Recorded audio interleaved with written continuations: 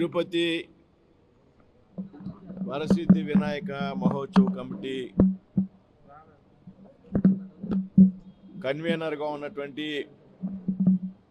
మిత్రుడు జిల్లా బీజేపీ అధ్యక్షుడిగా ఉన్న శ్రీ సామంచి శ్రీనివాస్ గారి కోరిక మేరకు ఈరోజు ఇక్కడికి ఇచ్చేయడం జరిగింది. ముందుగా ఇంత పెద్ద ఎత్తున వినాయక చతుర్థి ఉత్సవాలు నిర్వహిస్తున్నటువంటి ఈ మహోత్సవ కమిటీ యొక్క సభ్యులందరినీ కూడా పేరు పేరున అభినందిస్తున్నా. హిందువులకి అతి ముఖ్యమైనటువంటి పండుగల్లో ముఖ్యమైనటువంటి పండుగ వినాయక చవితి అనేటువంటి విషయం మనందరికీ కూడా తెలుసు. ఏదైతే వినాయకుడి యొక్క జన్మదినం ఉన్నదో ఆ జన్మదినాన్ని పెద్ద ఎత్తున ఈ విధంగా జరుపుకుంటాం అనేటువంటి విషయం కూడా మనందరికీ కూడా తెలుసు.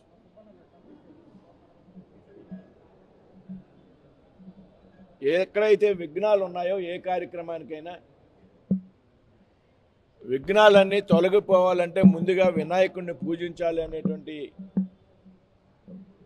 విషయం హిందూ సాంప్రదాయంలో సంస్కృతిలో ఉన్నటువంటి ముఖ్యమైనటువంటి విషయం. మనం ఏ పూజ చేసినా ఏ హోమం చేసినా అన్నిటికన్నా ముందు వినాయకుడి యొక్క పూజ చేస్తేనే కానీ ఏ కార్యక్రమం కూడా మనము చేయము అనేటువంటి విషయం కూడా మనం ఈ సందర్భంగా గుర్తించాలి. వినాయకుడు జ్ఞానానికి నిదర్శనం. ఈ వినాయక చవితి నాడు మరి పాఠశాల విద్యార్థులు కానివ్వండి, లేకపోతే వ్యాపారకులు వర్తకులు కానివ్వండి, వారి వారి పుస్తకాలని దేవుడి దగ్గర ఉంచి పూజించి వాటి సంప్రదాయం కూడా మనకి ఈ సందర్భంగా మనం గుర్తు తెచ్చుకోవాలి. ఈ విధంగా సామూహికంగా పెద్ద ఎత్తున భారతదేశంలో వినాయక చవితి ఉత్సవాల్ని నిర్వహిస్తూ ఉంటారు. గృహాల్లోనే కాకుండా పెద్ద ఎత్తున బృందాలకు ఏర్పడి వీళ్ళకి తిరుపతిలో ఉన్నటువంటి మహోత్సవ కమిటీ ఉన్నదో ఆ విధంగా దేశమంతా కూడా ప్రతి వాడలో కూడా ఈ రకంగా పెద్ద ఎత్తున సామూహిక పూజలు చేసి ఆ తర్వాత పెద్ద ఎత్తున గణేష్ నిమజ్జనం చేస్తూ ఉంటారు. అయితే ఈ తిరుపతిలో ఉన్నటువంటి వరసిద్ధి వినాయక మహోత్సవ కమిటీ ఏదైతే ఉందో గత 24 సంవత్సరాలుగా క్రమం తప్పకుండా ఈ రకమైనటువంటి కార్యక్రమం నిర్వహించడం అనేది చాలా సంతోషించదగ్గటువంటి విషయం. ఈ విధంగా నిర్వహించడం వల్ల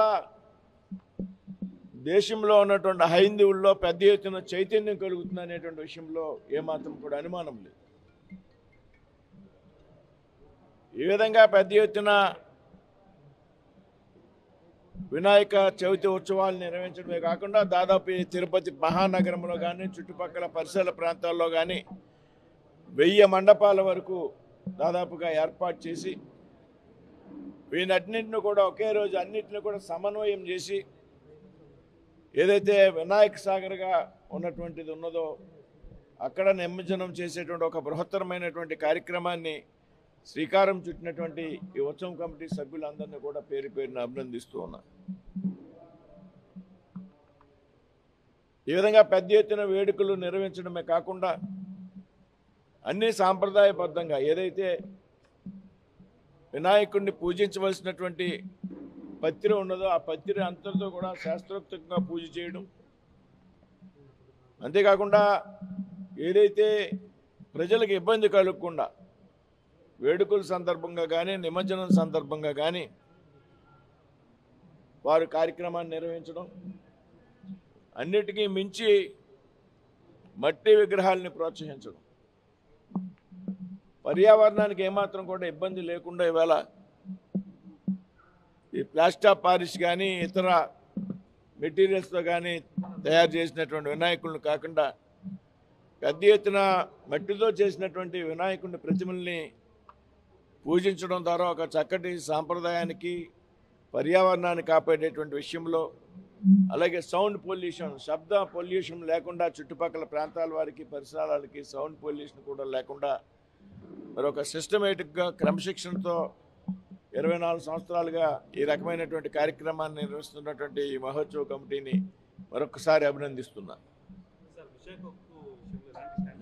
ఇప్పుడు సబ్జెక్ట్ కాదు, విశాఖ ఉక్కు చాలా భద్రంగా ఉంది. మీడియాకు ఉన్న అనుమానాలన్నీ పక్కన పెట్టండి. అది చాలా, లేకపోతే 11,500 కోట్లు ఎందుకు ఇస్తాం? 11,500, 1000, 2000 కాదు.